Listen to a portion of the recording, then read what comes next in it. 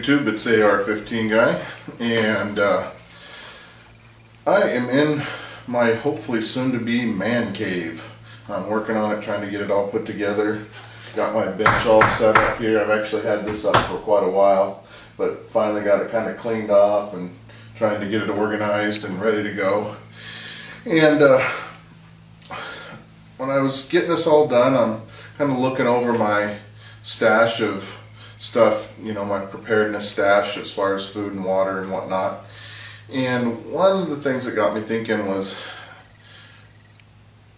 after watching all that's going on down there in, you know, New York, New Jersey, all the devastation, and all that's going on, and people don't have anything and don't have anywhere to go and didn't have a plan, really gets you thinking about, you know, what is important, that we need to make sure that we've got a plan. If a natural disaster hit where I'm at, you know, I have to be honest, I don't know that I necessarily have a plan. I've got an idea of what I'd like to do, I've got an idea of how that could work, but gosh, the complete devastation like it is down there, you know, all my food storage would be wiped out. Chances are, because my trailer isn't very far from here, it would be wiped out.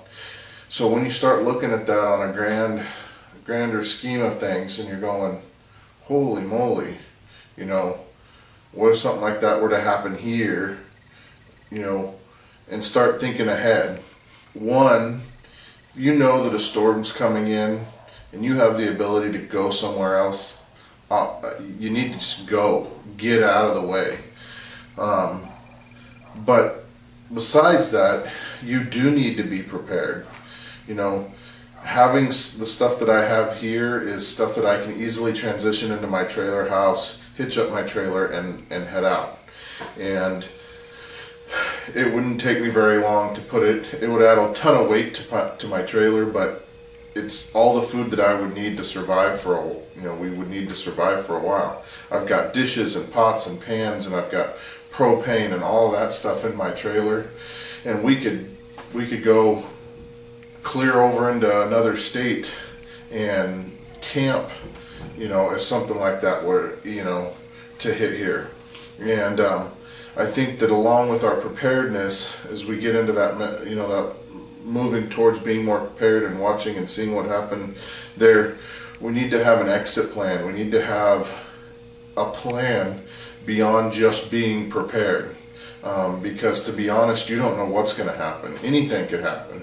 Earthquake, hurricane, freak, you know, solar flare, all that stuff could happen, and you need to kind of plan for the worst, so to speak.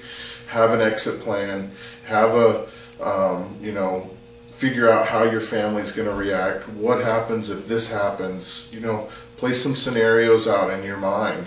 You know, if we were to have a freak ice storm or something like that, we could survive up here at home for a while, because we've got plenty of groceries and plenty of supplies, and electricity may go out, and we're working on taking care of that aspect of it. But if it was a mass storm like that, you know, having a plan, okay, if they say, hey, you know, in 3 days there's going to be a huge storm, you know, that gives me 3 days to get the heck out of Dodge, not 3 days to figure out how I'm going to stay here. So anyway, just going to, you know, kind of leave you with that.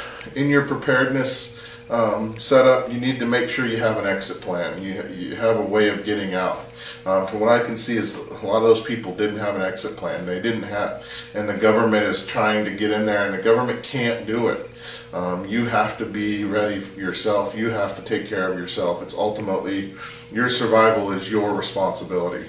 So anyway, guys, thanks for watching, and hope you guys like the new setup. I know that the last time I said I was going to be trying that out, but I think I'm going to be here just because it's easily accessible. Alright guys, have a good night.